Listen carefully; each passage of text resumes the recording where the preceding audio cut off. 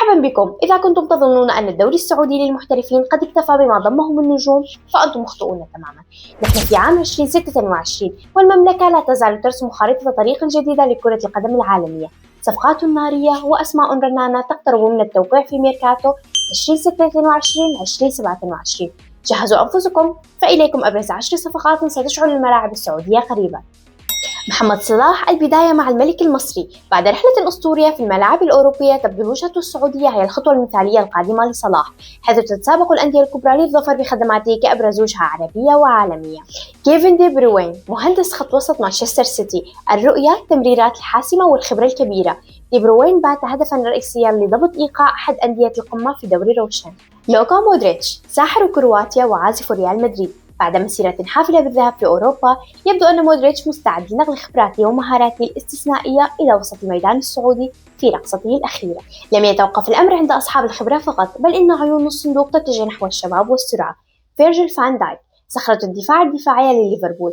الدوري السعودي يبحث عن تأمين الحصون الدفاعية، وفان دايك هو الاسم الأبرز لقيادة خط دفاع جديد بصيغة عالمية. سون هيونغ مين النجم الآسيوي الأبرز وهداف توتنهام. شعبية سون جارفة وقدراته الهجومية تجعله الصفقة الاستراتيجية الأهم لربط القارة الآسيوية بالدوري الأقوى إقليميا. برناردو سيلفا النجم البرتغالي المتوج بكل الألقاب. تحركاته السحرية ومرونته التكتيكية تجعله مطمعا حقيقيا لإضافة المتعة والإثارة في الملاعب السعودية. روميلو لوكاكو الدبابة البلجيكية. القوة البدنية والأهداف الحاسمة. لوكاكو مرشح بقوة لقيادة هجوم أحد أندية القمة الشابة التي تبحث عن منصات التتويج الآسيوية.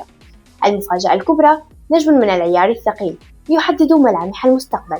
والصفقة العاشرة قد تكون التوقيع الأغلى شابا لضمان استمرارية القوة التسويقية والفنية للدوري لسنوات طويلة قادمة. وماذا عن الأسماء التي ستصنع الفارق الفني والجماهيري والفوري؟ إليكم المفاجآت: ماركيزيو أو أسماء مشابهة من الطراز الرفيع ككازيميرو أو واران.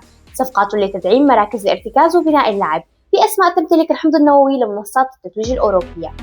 المشهد الرياضي في المملكة لا يعرف الحدود، وطموح دوري روشن يتجاوز مجرد ضم النجوم، بل يهدف لصناعة الدوري الأقوى عالميا. شاركوني في التعليقات، من هو النجم الذي تتمنون رؤيته بقميص فريقكم المفضل في هذا الموسم التاريخي؟ لا تنسوا الإعجاب بالفيديو والاشتراك في القناة لتكونوا أول من يعلم بأسرار ميركاتو. دمتم بخير وإلى اللقاء.